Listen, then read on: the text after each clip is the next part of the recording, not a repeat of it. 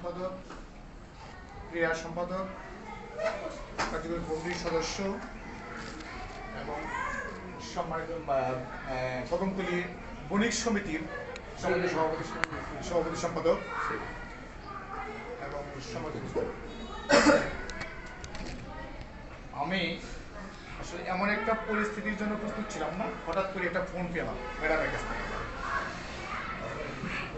এমন একটি অপ্রত্যাশিত ঘটনায় আমাদের সভাপতিত্ব করতে হবে, আমি বিব্রত। আমার চেয়ে অনেক সম্মানিত লোক এখানে আছেন। যাই হোক, আমি আপনাদের সকলের দৃষ্টি আকর্ষণ করে বিনয়ের সাথে অনুরোধ করব, শিক্ষক, আমরা শিক্ষক, আমাদের আচরণ হবে শিক্ষক সেবক।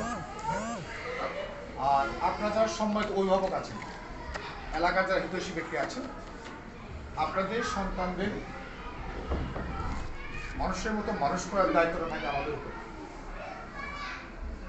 আমরা এখানে যারা বড় হয়েছি, বাবা মায়ের হাতে চট থাপ্পড় খাইনি এমন লোক খুঁজে পাওয়া মুশকিল হবে, অথবা শিক্ষকের হাতে চট থাপ্পড় খাইনি, লাঠির বাড়ি খাইনি এমন যারা লেখাপড়া করেছে খুব কম পাওয়া যায়।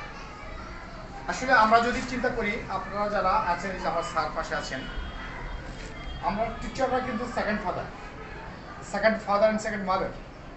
আমরা হচ্ছে শিক্ষার্থীদের বাবা মা, দ্বিতীয় বাবা মা। আপনি সন্তান জন্ম দিয়েছেন, ভরণ পোষণ করছেন, আর সেই সন্তানকে অবলা পাখির মতো মুখে গোল ফোটানো, তার মেধার বিকাশ ঘটানো, এই কাজটি করি আমরা। আপনি যেমন বাবা, আপনার যেমন বাবা, আমরাও বাবা। আপনার এই সন্তানের মানুষের মতো মানুষ করার দায়িত্বটি আমাদের উপর গিয়ে বর্তায়। আপনার সন্তান এসএসসিতে গোল্ডেন এ প্লাস পেলে, মেডিকেলে চান্স পেলে, আপনি মিষ্টি বিতরণ করেন, আমি করি না? আপনি খুশি হন, আমি খুশি হই না? আমার টিচাররা খুশি হয় না? সারা এলাকাতে আমার শিক্ষার্থী যখন মেডিকেলে চান্স পায়, বোর্ডে চান্স পায়, আমার আনন্দে বুক ভরে যায়। আপনি আর আমি তো একই, আপনি আর আমি ভাই ভাই। আপনার সন্তান কি আমার সন্তান না? সম্মানিত উপস্থিতি, আমরা শিক্ষকরা, আমরা যারা শিক্ষকদের পেশায় নিয়োজিত আছি, এটাকে কিন্তু শুধুমাত্র চাকরি হিসেবে দেখি না। এটা কিন্তু আমার শুধু চাকরি না, ইটস এ নোবেল প্রফেশন। আমরা এটা কিন্তু আদর্শ পেশা হিসেবে নেই।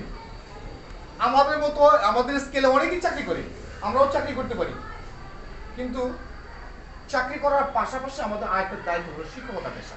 আমরা একটা মহান পেশায় আছি। আপনারাই, আপনাদের সন্তানরাই, আপনার অভিভাবকরাই আমাদেরকে সম্মান করেন, যতটুকু মর্যাদা দেন। এই জন্যই আপনিও আমিও আমার শিক্ষককে সম্মান করি। আপনার সন্তান করবে আজীবন শিক্ষকের সালাম করতে হয়। কেন?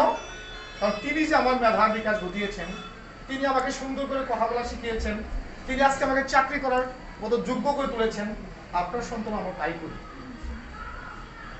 বিষয়টা হচ্ছে যে আপনি, আমি, আমরা সবসময় বলি শিক্ষক, শিক্ষার্থী, অভিভাবক, তিনটা পক্ষ যদি সমানভাবে কাজ না করে, তাহলে ওই শিক্ষার্থী মানুষ হবে না। আপনি অনেক ভালো অভিভাবক, বাট আপনার শিক্ষকটা, স্কুল শিক্ষক ভালো না, শিক্ষার্থী ঝরে পড়ার সম্ভাবনা বেশি। আমি অনেক ভালো শিক্ষক, আপনি ভালো অভিভাবক না, আপনার ওই সন্তান ঝরে পড়ে যাবে, পড়ার সম্ভাবনা অনেক বেশি। আমি যত ভালো শিক্ষক হই, আপনি যদি ভালো অভিভাবক না হন, সেক্ষেত্রে আপনার শিক্ষার্থী, আপনার সন্তানের ভালো আশা করা কষ্ট। সেক্ষেত্রে আমরা তিনটা পক্ষই সমানভাবে কাজ করি, একে অপরের পরিপূরক হিসেবে। আর সেক্ষেত্রে যদি আমাদের সম্মানটুকু নিয়ে আপনারা চিনে ফেলেন, আমাদের যাওয়ার জায়গা কোথায়? আমাদের এই যে সম্মানিত মুরব্বী এখানে আছেন, আপনারা যারা আছেন, আমরা সবাই পড়াশোনা করছি কম বেশি। শিক্ষকের আদর্শ শুধু শাসনটুকু দেখলেন, ছেলেটাকে বুকে জড়িয়ে ধরে তা দেখলেন না আপনারা? শিক্ষক, এই যে আমাদের টিচার ম্যাডামরা আছেন, কেন আমাদের 60% মহিলা দিতে হচ্ছে? ডিপার্টমেন্ট কেন 60% মহিলা দিচ্ছে? এই সন্তানদেরকে, শিক্ষার্থীদেরকে সন্তানের মতো করে লালন পালন করছে।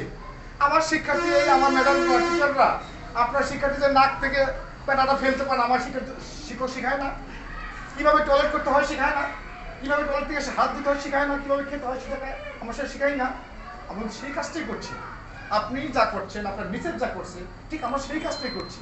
তাহলে কেন ভাই আপনার সাথে আমার দুটো কথা হবে? আপনি কেন আমাকে বিচরণা করবেন, আমি কেন আপনাকে বিচরণা করবো?